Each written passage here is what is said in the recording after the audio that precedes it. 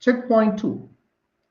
For capacitors charged by the same battery, does the charge stored by the capacitor increase, decrease, or remain the same in each of the following situations? So here the three situations are mentioned. The first situation is the plate separation of the parallel plate capacitor is increased.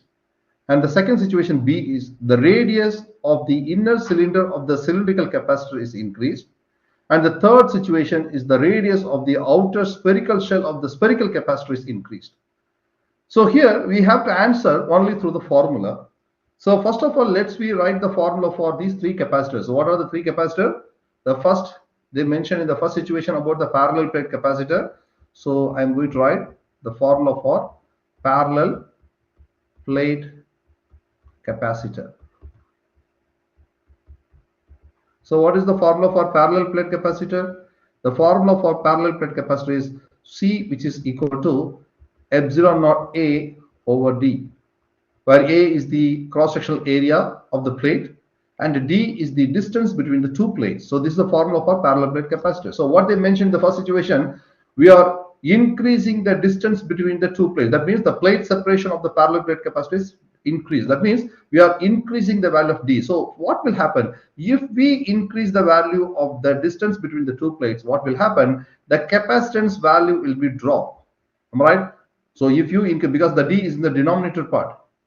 So once you increase the distance between the two plates, what will happen? It will make the capacitance of the parallel plate capacitor value should be dropped. And if your capacitance value will be dropped, what will happen? We know C, which is equal to Q over V. So if your capacitor's value will be dropped here, what will happen to the charge? The charge also drop. That means this is the reason, right? So the answer for the first situation, the charge here is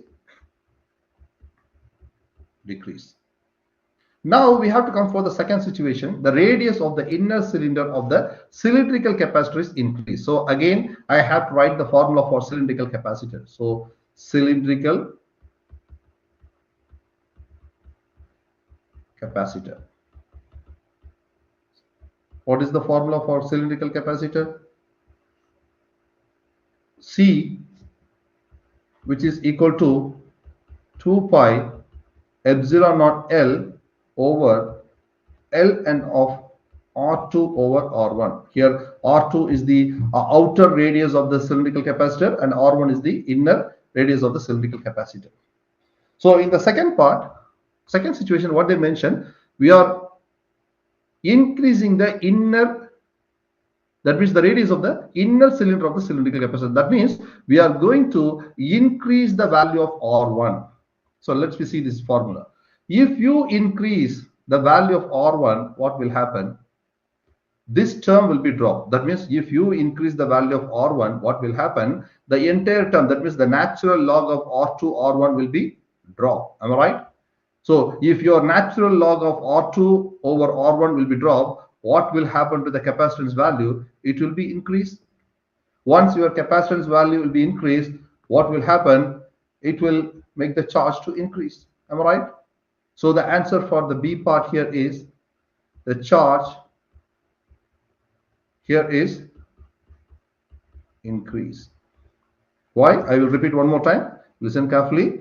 The inner radius of the cylindrical capacitor is increased. So if you increase this value, what will happen? The entire term, natural log of R2, R1 will be dropped. If this term will be dropped, what will happen? The capacitance value will be increased because these are all the denominator part, right? So if your denominator will be dropped, what will happen? The capacitance value will be increased. If your capacitance value will be increased, charge will be increased. Clear? So the answer here, the charge will be increased. This is your part B. Clear? Now let's go for the third situation. They mentioned the radius of the outer spherical shell of the spherical capacitor is increased. So now we have to write the formula for a spherical capacitor.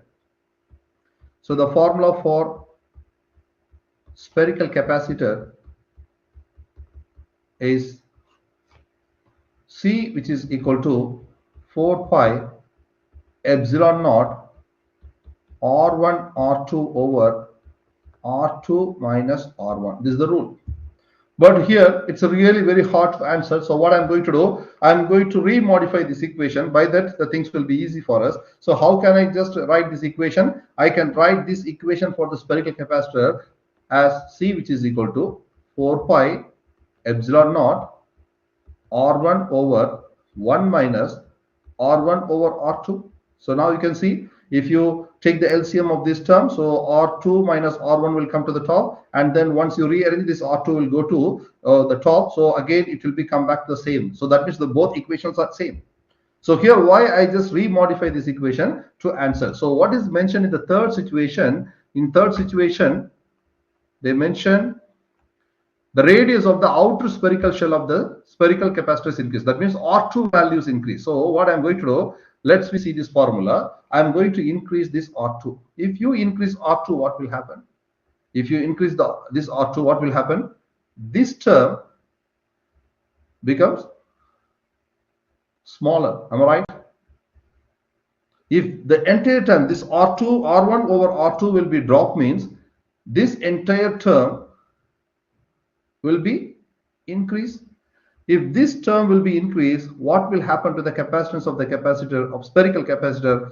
It will be decreased. If this will be decreased, so C, which is equal to Q over V, if your capacitance value will be dropped, the charge will be dropped. So here the answer for the third is charge. Here is decrease. So this is the answer for this checkpoint. That's it. Thank you.